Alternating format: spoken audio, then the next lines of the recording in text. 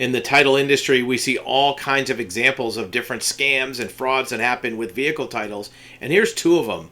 Here's this one guy who filed fraudulent vehicle titles for a vehicle that he said he owned and then made a false insurance claim for the theft of the vehicle. And he was arrested on false reports and title washing. How does that work? Title washing is where you take a legitimate vehicle, legitimate title record, and use it to clear a title on a vehicle that has a problem. Maybe it's stolen, maybe it has a lien, maybe it's salvage. And in this case, the vehicle was stolen, and what happened is the VIN number was altered, allegedly. One of the things that people do, especially on older cars, is to try to change the VIN number to represent a car that is legitimate or that has paperwork. It doesn't even have to be a stolen car. People will scrape off a VIN number off of a car at a junkyard and put it on another car. So be very careful in doing that. Here's another one. This is a scrapyard that had 80 fraudulent titles. 80 fraudulent titles. And they accepted dozens of fraudulent vehicle titles or stolen cars for cash.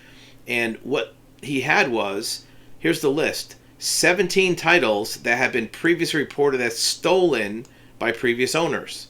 16 that had a company without a signature from the company, so they were forged. 15 that were missing a notary, so somebody just scribbled a name and didn't get it notarized. 15 that were missing a junk designation. This is happening quite a bit. More and more vehicles are being sold by Copart or IAA auction under a junk or parts only designation. And once that happens, that VIN number is no good. It's canceled, the title is branded, the title is stamped. Well, this person was title washing to try to remove that designation to sell the vehicle. He had 11 titles that didn't match the owner's signature and were determined to be forged. So you get a vehicle, you get a title, and the owner is not really aware of this, but you forge the signature to get it over.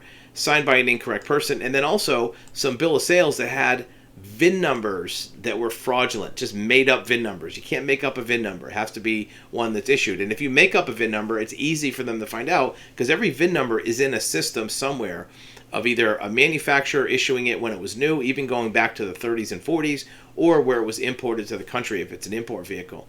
And this person says that the auto shredding accepted a proof of ownership title that included the VIN number cut from a previous sale and taped to the new document title. No, you can't cut and paste on a title. That's not going to work out too well.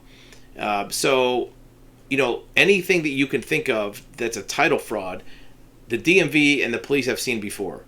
You can't get away with something that you think is the first time you've heard of it because nothing is really that new, and you're not going to outsmart the DMV that deals with this all the time. They deal with thousands of titles every day, so you're not going to pull the wool over their eyes.